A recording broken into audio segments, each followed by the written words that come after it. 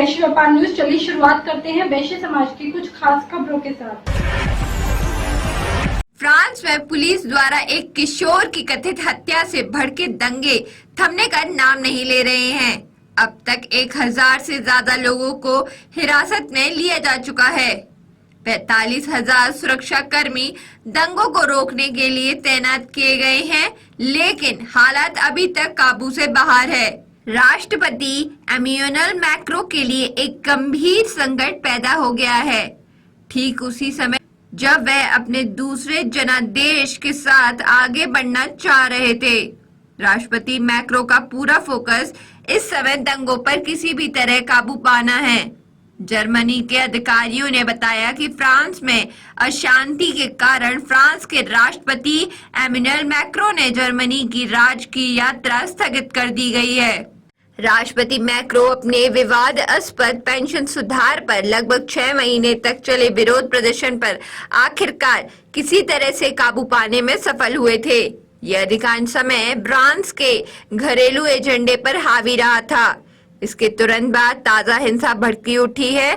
देश में दुकानों में तोड़फोड़ और जलाई गई बसों की तस्वीरें भी मैक्रो की अंतर्राष्ट्रीय छवि को धूमिल करने वाली साबित हुई है। न्यूज एजेंसी के रिपोर्ट के मुताबिक पेरिस में दंगे ऐसे समय में भड़के हैं जब साल से ज्यादा चल रहे यूक्रेन और रूस युद्ध को खत्म करने में बड़ी भूमिका निभाना चाहते हैं।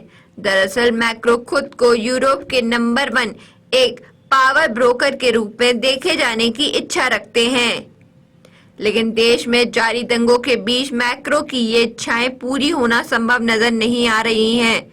राष्ट्रपति मैक्रो का पूरा फोकस इस समय दंगों पर किसी भी तरह काबू पाना है। जर्मनी के अधिकारियों ने बताया कि फ्रांस में अशांति के कारण फ्रांस के राष्ट्रपति एमेनुएल मैक्रो ने जर्मनी की राजकीय यात्रा स्थगित कर दी है। मैक्रो की ये राजकीय यात्रा अगले कुछ दिनों तक शुरू होने वाली थी। किसी देश की राजकीय यात्रा को रद्द करने का बेहद प्रतिकूल प्रभाव देश की छवि पर पड़ता है। मैक्रो की यह यात्रा इसलिए भी महत्वपूर्ण थी क्योंकि यह 23 साल में किसी फ्रांसीसी राष्ट्रपति की पहली ऐसी यात्रा थी। बता दें कि इससे पहले भी पेंशन सुधार कारण के हिंसा विरोध के कारण मैक्रो ने इस साल की शुरुआत में ब्रिटेन के राजा चार्ल्स की राजकीय यात्रा को स्थगित कर दिया था। फ्रांस में पुलिस द्वारा 17 वर्षीय किशोर को गोली मारे जाने की घटना के बाद भारी सुविधा व्यवस्था के बावजूद चौथी रात को व्यापक विरोध प्रदर्शन हुए और इस दौरान देश भर में 1311 लोगों को गिरफ्तार किया गया। इतने लोगों की गिरफ्तारी के बाद भी दंगे थमने का नाम नहीं ले रहे हैं। पूरी दुनिया की नजरें इस समय फ्रांस पर टिकी हुई हैं। साथ ही नस्लबंद को लेकर कई सवाल उठाए गए हैं।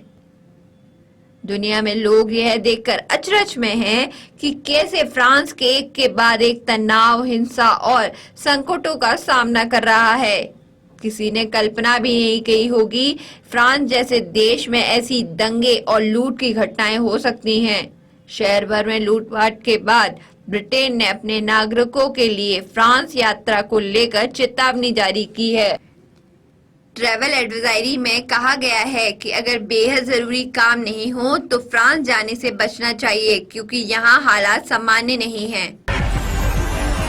वैश्य समाज की खबरों को देखने के लिए बने रहिए वैश्य व्यापार न्यूज चैनल के साथ। नमस्कार।